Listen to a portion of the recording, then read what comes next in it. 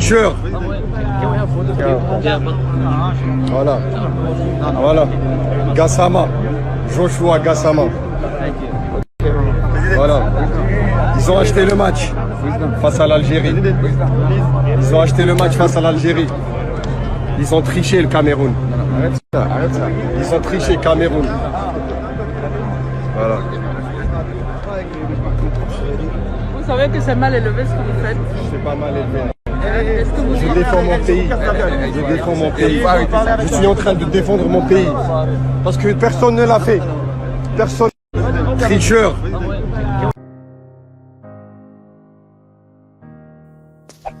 Ces derniers jours, la polémique de l'arbitrage du barrage de la Coupe du Monde entre l'Algérie et le Cameroun ne cesse de rebondir avec l'arbitrage de Bakary Gassama au centre de la discussion. La fédération gambienne, ces derniers jours, a haussé le ton à ce sujet en saisissant la CAF et la FIFA suite aux remises en cause régulières de Gassama. Après ces multiples polémiques, la décision de la FIFA se fait toujours attendre. Nous vous disons tout après le générique. Avant de commencer, n'oubliez pas de vous abonner et d'activer la cloche de notification, car cela va vous permettre de ne pas manquer nos prochaines vidéos. C'est parti.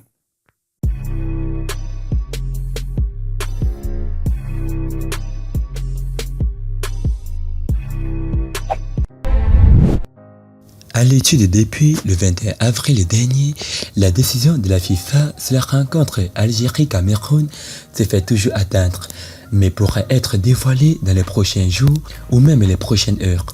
En attendant, face aux polémiques, aux accusations, notamment à l'encontre de l'arbitre de la rencontre, la FAF et la Fédération de la Gambie ont communiqué pour apaiser les tensions qui existent depuis quelques jours. Les deux hommes ont longuement échangé sur le sujet, où chacun a expliqué sa position vis-à-vis de ce qui s'est passé, notamment la partie algérienne qui a rappelé qu'elle était dans son droit le plus absolu d'introduire une réclamation relative à un arbitrage ayant pesé, selon elle, sur le résultat d'une rencontre aussi importante que celle qualitative à une Coupe du Monde.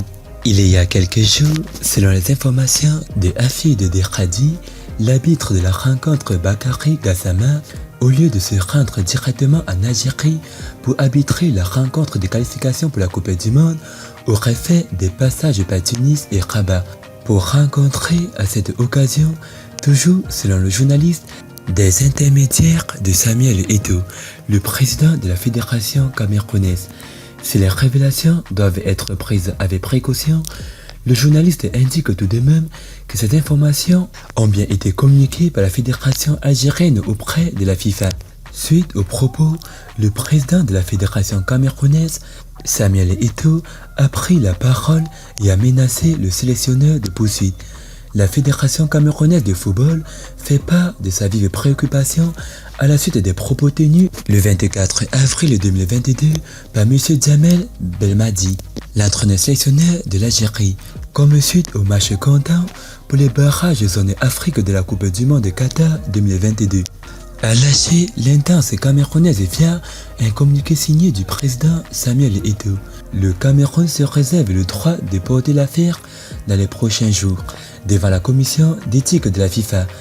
La FECAFOOT conteste ces allégations diffamatoires instillées de manière illusive et formulées de façon répétitive par les dirigeants algériens du football, a poursuivi l'intense présidée par Samuel Eto'o par son document publié lundi soir.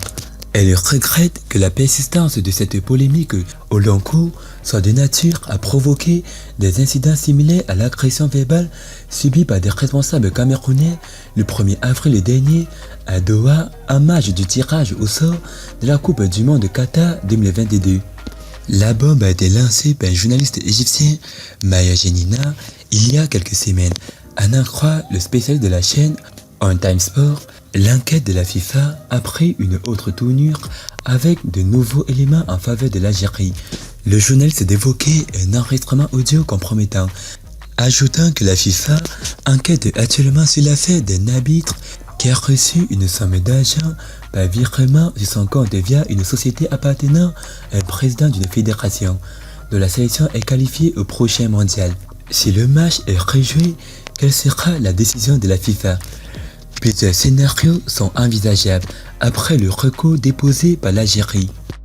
1. La FIFA ne trouve pas de preuves suffisantes et ou ne considère les erreurs comme intrigantes et l'Algérie restera bien à la maison pour la prochaine Coupe du Monde.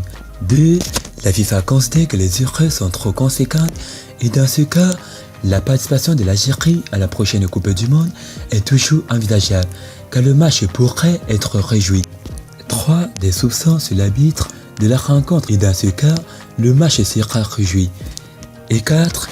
La FIFA fait état d'une corruption avérée et dans ce cas, le match pourrait directement être donné aux Algériens avec une victoire sur tapis vert. Et selon vous, chers éclaireurs, que pensez-vous de tout ça? Merci d'avoir regardé la vidéo. C'était Amel de la chaîne YouTube La Touche du Monde. Partagez cette vidéo au maximum.